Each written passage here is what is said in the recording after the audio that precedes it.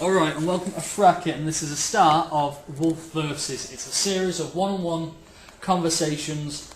First guest is my regular KiraMK2. Howdy. This will be another comics episode, which we're probably going to turn into a fucking comic book show. Yeah. By the end of it. Now, what I want to know, what we're going to talk about today is he's been lending quite a few comics over the last few weeks. Yep. And I've been thinking about the structure of it. I want you to chat about them, we'll get a conversation going, I'll ask you a couple of questions, and at the end I want you to ask me a couple of questions. Right. Maybe you've got a few brewing, maybe a few heroes you want to check out, and I think we'll get a good show out of this. So, lead on, Kira. Right, obviously I borrowed the most recent one I borrowed is the Spider-Man one. I borrowed Spider-Man The Birth of Venom. I liked it. It was old. That's the only I problem. didn't like it that much. I mean, I understand that. Well, I didn't know if it was just because it was the book or if it was the way that the comics were done. Yeah. But there was bits in it where it was like pretty flaky. It seemed like there were bits missing out of it because it went from like. Yeah. I know exactly what you mean. I can't think, but it went from like it was him talking to MJ, and then like all of a sudden he's like trying to get back. Well, MJ's trying to get back with him, being basically a little hooker, and then he's with this fucking other woman, and you're like, right, okay, I'm not going to follow the story. The thing about that collection is, probably should have told her, it's obviously it's the birth of Venom. Yeah. They do leave issues out here and there, because back then it was, like a 6-issue series, like, alright, who's the enemy? Venom. Put Venom in it. Then, who's the next few months? Who's the next villain? Vulture. So they just basically cut them out and showed you how he was born. I understand that. I haven't read it in a while, but it is old and it's a pretty good one. It is a good comic. I mean, I like the style of it. I mean, the graphics are really good. But the sex and violence. It was either Sex and Violence or the very first one that you lent me, which I can't remember. Like the graphics were just like. I said this in the Ultimates, yeah. I said this in the original Comic Books podcast, and were fucking mind blowing. The amount of time it must have took to fucking draw them was like epic. That was the start. A little side note about the Ultimates was the very first comic that was done on computers and not hand drawn. Really? Very first one. First one where you're obviously using graphics tablets. Yeah. Obviously, a lot of artists still use paper and shit like that, but that was exclusively done PC, and you saw the fucking quality of it. Well, I didn't even realise it was done on PC. I just thought it was like hand drawn.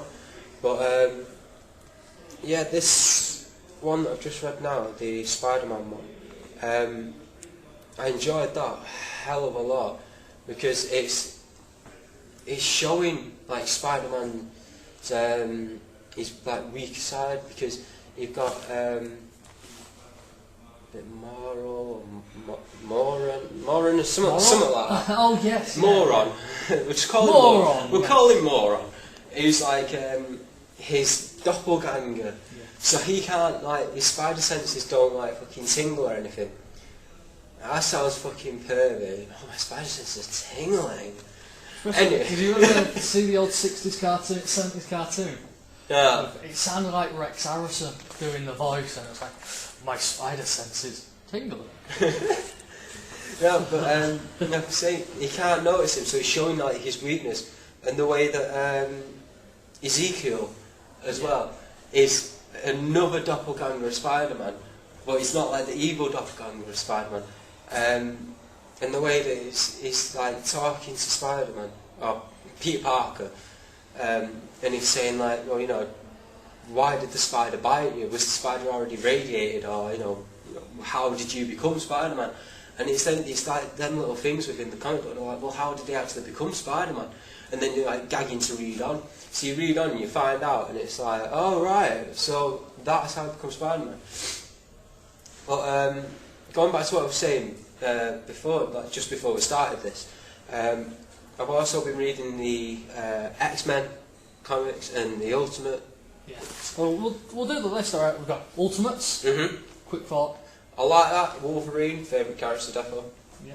Then we've got Wolverine the End. I lent you that one. That was a good one, that. It's such an unexpected twist at the end where it's his brother and you didn't expect it. I was actually quite happy because there's a story before that called Origin, and it's... Yeah. If you've seen Wolverine Origins, the film, yeah, it's based off... the film's based off that, but that shows different hints that's going to happen in the end in the Right. book. But I'm glad I didn't give it you because there's a pretty big spoiler. Because you see the gravestone of his brother. Yeah. It's literally mentioned offhand that Right. one of his elder brother died. Right. That's just it, and then you find out in that one. Right. But obviously, Wolverine in the end, not continuity whatsoever. It's just a nice little tale about what if, Yeah. as usual. Yeah. What else have I read? I've done Wolverine, Hmm. Spider-Man, Sex and Violence. Sex and Violence. I liked the sex. The name is sort of misleading. Yeah. Sex and Violence, and there's only one bit that's. You can't even call it pornographic. It's just like. Well, it's a little you don't dirty. exactly want to see Wolverine's wank. Come on. Well, yeah, come on. Well, yeah, within the limits of comics, that's pretty graphic. It is. That's as graphic as you'll get from Marvel. That's what I thought. But the reason it's Sex and Violence, like I said, what do you think of the last panel? Just keep your eyes on the road. Yeah. That image is just all it's about. It's a fucking. I love that story because it's just self-contained and it's not taking itself seriously. Yeah. The world's not at stake. People aren't dying. It's just Yeah. Wolverine wants to shag someone. Yeah. And does. Sure, yeah, it does. Well, a few people. Yeah, and again, Wolverine has now become my favourite character because it's like he's had so much shit in his life. I mean, I thought like Tony Stark, aka Iron Man. I thought, yeah, you know, he's an alright character. He's like he's a billionaire, self-made billionaire thing. And then, like, as you read in comic books, you find out he's got a brain tumor, and you're like, oh, he's got a Ultimate brain tumor. Universe, by the way, that isn't the normal continuity. Right. And then, like, you're reading, like you say, X-Men or Wolverine, and it's like, wow, this guy's been, like, through so much shit. He's had, like, fucking metal pumped into his body. And then, like, and realises that he's got a brother, and his brother basically turns out to be a twat to him. And he ends up pushing him off a cliff. But he doesn't actually. Spoiler, he doesn't actually die. And then you have the big... I've got one problem with the end, and it's only one. What? It's the costume at the end. It should have been the blue and fucking yellow spandex one. Yeah. Because obviously that's the uniform X-Men look that they had in it. It's like, no, we should have had them cowl down. Yeah. But we didn't. He had that one. That's the only problem I ever had with it. It should have been that old costume. Well, that's the amazing thing about the end as well. Even though you know that you're reading about Wolverine, I'm not quite sure who the graphic artist was, but Wolverine, you can still tell, even if you didn't know that you were reading Wolverine, that it was Wolverine, just by the face. I mean, it's got that sort of Hugh Jackman look to it, which I don't know if that's been done because Hugh Jackman plays Wolverine in like X-Men 2. There's a bit of a debate about that. Do you go off the comics or do you go off the films? Yeah. Like, with Wolverine in that's Wolverine's staple look. I can actually show you his first appearance, when you saw his face anyway. Yeah. And you'll see, you know, it hasn't really changed. It's just Hugh Jackman looks a fucking lot like him. Yeah. But with one thing my mate commented on, there's a series talk about New X-Men with Grant Morrison. Yeah. And I talk about the ugliness with your comics, the way Wolverine's a grotty old bastard. Yeah. He looks ugly, and I kind of like that look. I like him looking all haggard. Yeah. But my mate really showed me, it was Astonishing X-Men, we were watching the motion comic of it. And he went, he looks like Hugh Jackman, and I've never noticed. Yeah. The dude who did Astonishing X-Men, I think it was Warren Ellis who did, was it Warren? I'm not too sure. Who did the artwork for it. Yeah. And then I started noticing Cyclops was like James Marston, who plays Cyclops in the film. Yeah. And I'm like, I don't really like that because that's not them. Yeah, it's not their own personality. It's like you're basing them off the actual actors that when play they're them in based the film. off the comics. So Exactly. It's fucking convoluted. The exception to the rule though is the Ultimates. Because even though everyone's like, oh, the Avengers with fucking Robert Downey Jr. and all that. Yeah. The reason the Ultimates Iron Man looks like Robert Downey Jr. is because the artist wanted him to. That's it's pre all the films. It's 2002, I think that came out. Yeah. It's pre before they even started the Avengers, and you had obviously Samuel L. Jackson lending his likeness to it. Yeah. And you had all these great little moments in it, but I'm kind of like averse to them affecting the comics, films anyway. I think the comics should affect the films. Well, I just sort of disagree with the Iron Man, or Tony Stark looking like Robert Downey Jr. in the comic books. I think it doesn't necessarily. I mean, in the Ultimates, yeah, you can see. You can see it in that. You can see resemblances, but in the Civil War that I'm reading now, Civil War. Yeah. There's no. I was talking about the Ultimate Universe where a lot of things are based on actors. Ah, right. The non-Marvel universe, I'm not too sure. I don't read too much Iron Man. Yeah. But it's Civil War, it'd be the classic Tony Stark. He's still got the goatee in that. Yeah. But yeah, with going on it with the Ultimate Universe, there's a lot of basing off different films, different movie stars and different actors. Yeah. Obviously, you have the staple looks in the original universe with obviously Iron Man. You know what he looks like, he's got black hair and a goatee. Yeah. Like Wolverine, what does he look like? Fucking lunatic. Yeah. Looks like if he gives you a finger in, you're gonna fucking bleed. Ooh. Well, yeah, see you getting into your X-Men as well. Yeah. As I've said, I've lent in my PSP and that has 100+ comics on it. Mm-hmm. And there's so many X-Men on there. I'm just trying to think of good ones. So there's an X-23 mini-series on there called Target X. Now, it isn't the one I would want you to read, because there's only 2 issues of that one on there. Right. Because I bought the trade paperback, and I've lost the trade paperback. But Target X is pretty cool, because it details the first meeting between Wolverine and X-23. Yeah. And there's this great little scene where they're fighting, and she keeps putting mud in his wounds and dirt. Yeah. And it's like, what the fuck is she doing? And he realises they can't close if they've got dirt and gravel in. Yeah. Bleeding them out. It's a fucking cracking little scene. Really? But yeah, that's a really good little comic. X23. So, let's have a go on to you've talked about your characters. Mm-hmm. In the last couple, have you found any that I want to get into? I'm really enjoying the whole X-Men type thing. I'm really enjoying that. So I get banging into X-Men. The Spider-Man ones, I'm a bit sort of in between with them, because the Birth of Venom, like I said before, it was a bit, like you said, flaky, but it was good. Yeah. And the Spider-Man one that I've just recently read, like this weekend, I like that one as well, but it's a case of... Spider-Man is very hit and miss. Yeah. And that's his entire series. There's one on the PSP called Back in Black. Mm-hmm. Now that deals with what happens at the end of Civil War, I'm not going to tell you. Yeah. But there's a little blurb at the start that'll tell you exactly what happened after Civil War. And it isn't the symbiote suit he wears, it's just a black, normal costume. Yeah. But it's the message he sends by wearing that costume. It's a very good little Spider-Man, so probably the best one I've read. Yeah. But Spider-Man's extremely hit and miss. Yeah.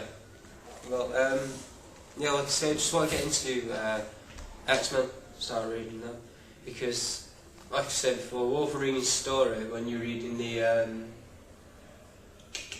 is it the end? Yeah. The end, it's like, you're reading it, and it's not just, you're not just reading it because you're like, oh, I've got fuck all else to do, I'll just read about Wolverine for a bit. It's detailing his life. I mean, I'm getting passionate about this now, but it's detailing his fucking life, and there's so much that I can relate to within that.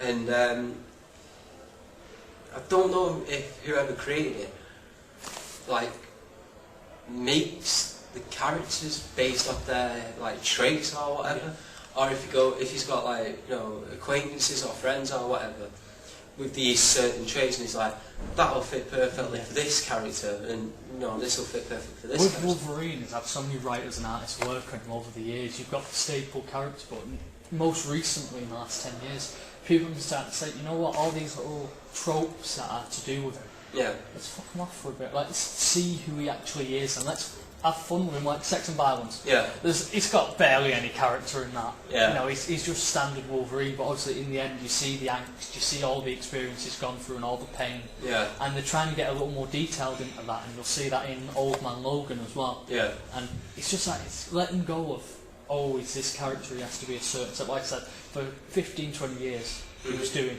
I need redemption for all my evil sins I've committed. Yeah. And that pissed me off as well. I'll never give you a comic from that era. That's what I think was wrong with the films, and for sure Origins. Yeah. It's like, well, it's Wolverine, and he's like, he's got these metal claws. Well, at the start of Origins, he's got bone claws. They are official. But then he gets like fucking abducted and raped and fucking adamantium shoved into him. One thing about that the films really got wrong, even though he lost his memory and don't remember, in the comics it was always he had the adamantium forced on him. It wasn't his choice. That's what caused him, as I said, whenever he has a traumatic experience, his healing factor papers over the cracks in his memory so he doesn't remember it to keep him sane. And it's always about he was taken, that was done to him, that's what triggered his amnesia, that's what fucked him up. By him willingly doing it, you kind of take that asset out of it, like all that shit was done to him by someone. But really in the comics for no reason. If you're looking at that, if you're saying like that he went along with it and he was like, yeah, you can stick this metal in me, whatever, it kind of makes, again, it makes the end pointless. Because, you know, he wouldn't have his brother coming along, like, you know, I can give you all your memories back and shit like that. And that's another thing that I didn't quite grasp. In the Origins Wolverine movie, his brother is Sabretooth, but in the film, not in the film, sorry, in the end, it's not. So it's like, why the fuck have they pulled this character? Well, I mean, I can understand if they're not actual brothers. From a story point of view with Wolverine Origins, it was like, oh, they've got to be brothers. You know, we've got to put them together because they've got to be there at the start. In X-Men Origins, the comic, it's hinted that he's half brother or something like that, but it's never explicitly stated that character was Sabretooth. And in the end, Sabretooth shouldn't be his brother. No. In the film, it kind of did work at times, you know, for having them going through the ages together. But I was always like, he's not his brother. That's another thing that did my head in about Origins Wolverine. The intro, right? It seems like it's trying to be too much like Watchmen with comedian. I think he's trying. Sabretooth is trying too much to be like a comedian for me, and I don't like it.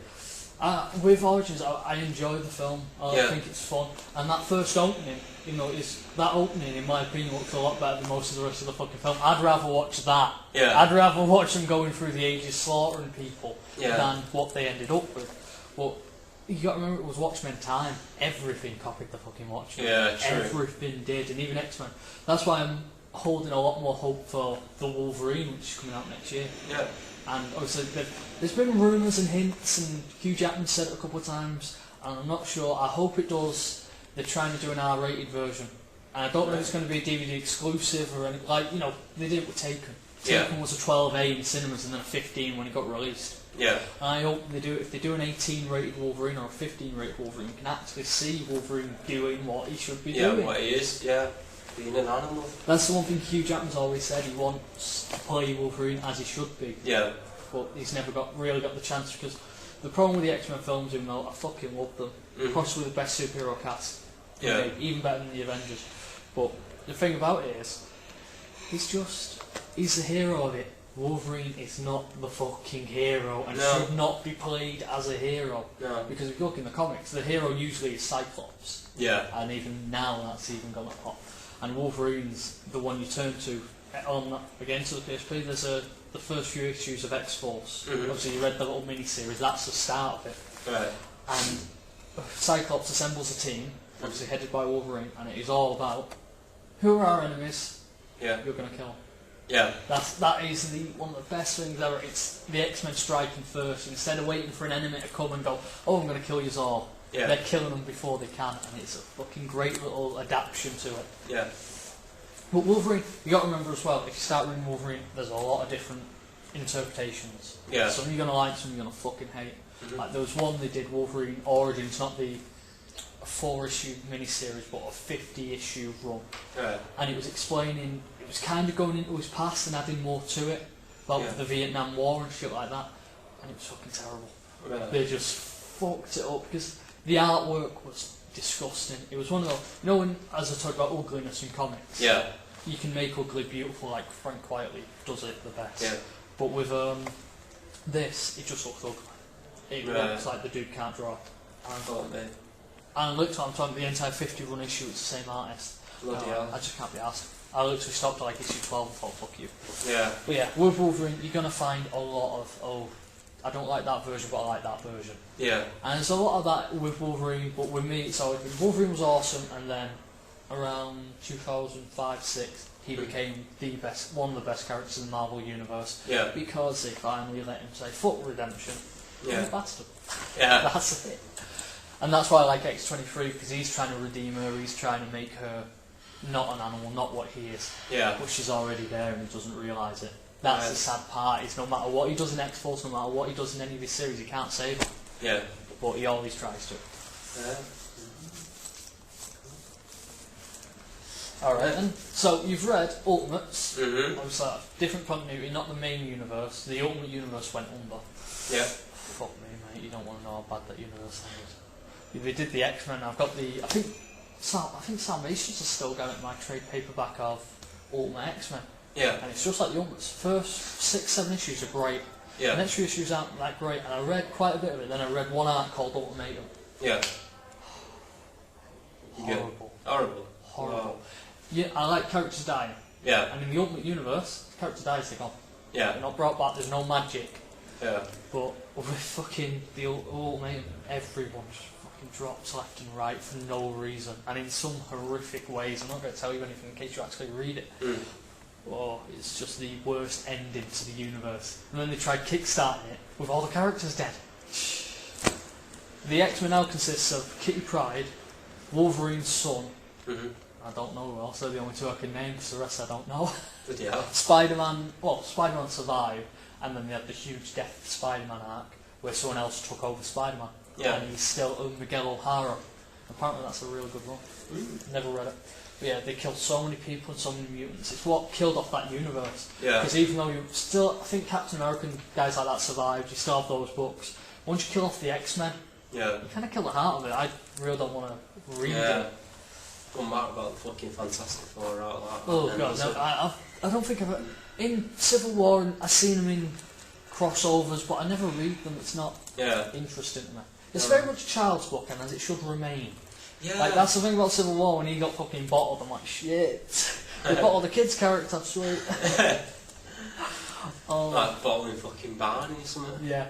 But yeah, Fantastic Four and Spider-Man at some point, he should remain a child's character like Superman. Yeah. You should not try and make them all dark and cool and gritty, but they do. Yeah. What can you do? And there's times when they fall on their arse as well, but you know. Yeah. Like the House of M, which I say read after that and Civil War. Yeah. After Civil War and Back in Black.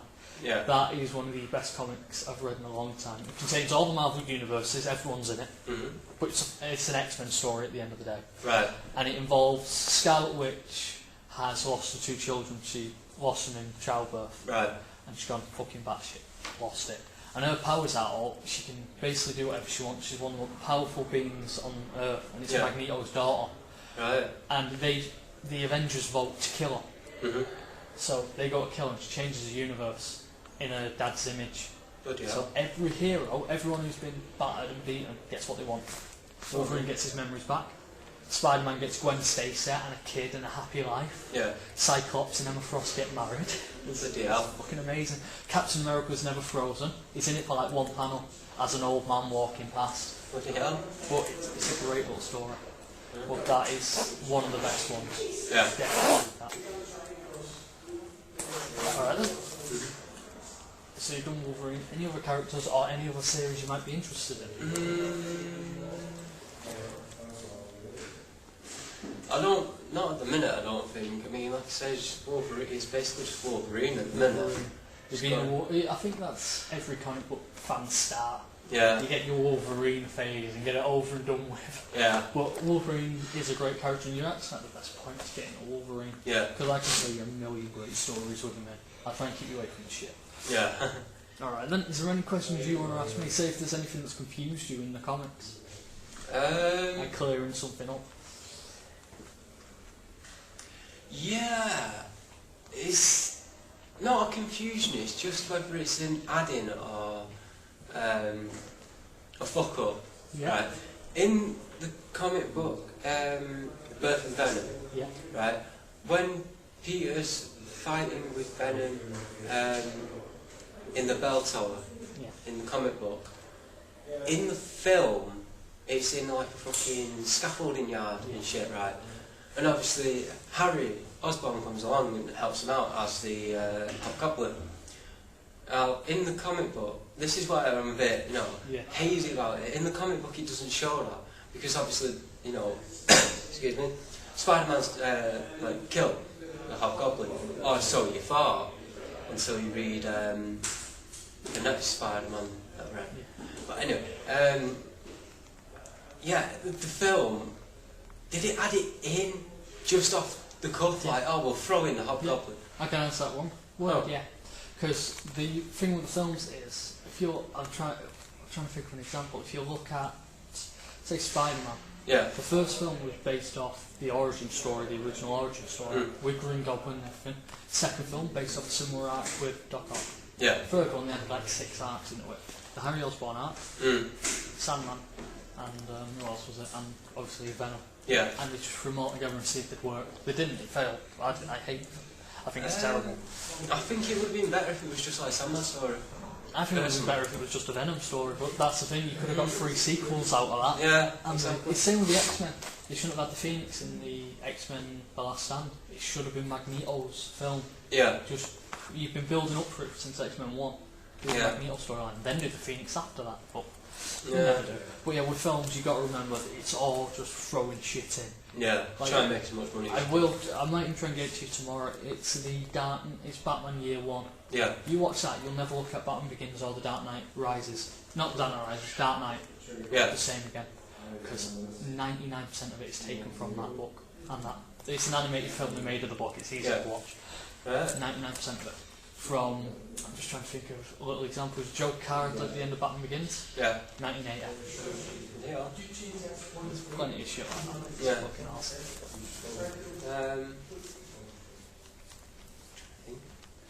I think that was it. It was just like you said, a bit of confusion about Harry Osborn. Apart from that, you got to remember when you're dealing with the films, it really is like taken with a pinch of salt. You see something you recognise, fucking yes, it's fucking awesome. But you can't really get to like, oh, that's not like the comic. It's never gonna be, unless you're watching The Watchmen. They say The Watchmen direct. I've been into this before. It's an adaptation versus. It's a complete adaptation versus a loose adaptation. Every superhero's a loose one except for Watchmen and 300. 300 was a shot-by-shot adaptation of the comic. Cool. Which is, you can see the panels. You hold it up while it's going on. Like when he's throwing the spear, you see each panel. It's fucking beautiful. Sweet. Well, that's Zack Snyder, who loves it. But now he's doing Man of Steel. You can't do Superman. And have you heard about the new Justice League movie? I haven't, no. They're trying to release it in 2015. Sweet. No, it isn't sweet. It took Marvel 10 years to do the Avengers, and they're trying to do it in, 3? Well, they're not going to do it. Oh yeah, they'll probably turn out shit then, fucking another Hollywood. They should, in all honesty, they should copy the Avengers. They should release, like what they did before. Release low budget, not low budget, 100 million, something like that, and throw them out there. And build the universe and then do Justice League, because then people might be interested in fucking hell, I'll go see that. Like they did with the Avengers, look, it's 10 years.